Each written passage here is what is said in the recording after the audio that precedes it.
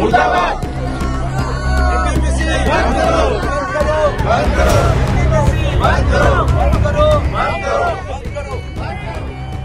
सोलापूर जवळ असलेल्या फताटेवाडी गावात एका 45 वर्षीय तरुणाने जीवन संपवल्याची घटना समोर आली आहे। मिथुन राठोड असं मृत्युमुखी पावलेल्या तरुणाचं नाव आहे। राठोड नावाच्या या तरुणाच्या मृत्यूनंतर गावातील नागरिकांनी एनटीपीसी समोर आंदोलन केलं आहे। मिळालेली प्राथमिक माहिती अशी की मिथुन राठोड यांची शेती एनटीपीसी प्रकल्पामध्ये गेली आहे। त्यांना त्याचे पैसे देखील मिळाले, पण त्यांना नोकरी देतो असं सांगण्यात आल्याचा आरोप त्याच्या नातेवाईकांनी केला। मिथुन मागील काही वर्षापासून आर्थिक संकटात होता। त्यांना शेतीचे वाढीव पैसे हवे होते, पण एनटीपीसी कडून त्यांना वाढीव रक्कम मिळत नाही, तसेच त्यांना कामावर देखील घेण्यात आलं नव्हतं। त्यामुळे मिथुन हे त्रस्त होते असा आरोप नातेवाईकांनी केलाय। तिथून त्यांनी आज आपलं जीवन संपवलं। या घटनेनंतर गावकऱ्यांनी मिथुन याचा प्रेत एनटीपीसी समोर ठेवून आंदोलन केलं। मिथुन धर्मा राठोड, मिथुन धनु राठोड यांनी 15 वर्षापासून शेती देऊन सुद्धा प्रकल्पच आहे।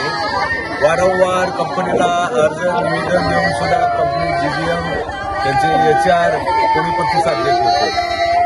शेवटी त्यांनी त्या घेतलेल्या पैशातून मोबदला म्हणून त्यांनी शेती घेतली, पैसे संपल्यामुळे तो कर्जबाजारी झाला।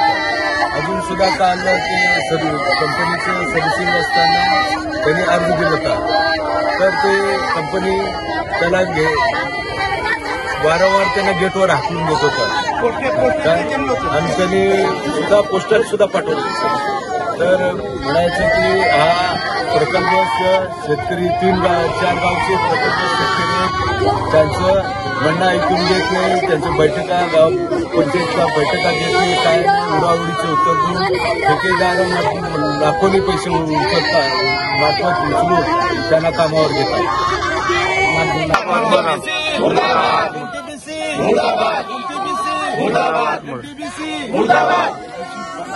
एनटीपीसी बंद करो, बंद करो, बंद करो। एनटीपीसी बंद करो, बंद करो, बंद करो, बंद करो, बंद करो।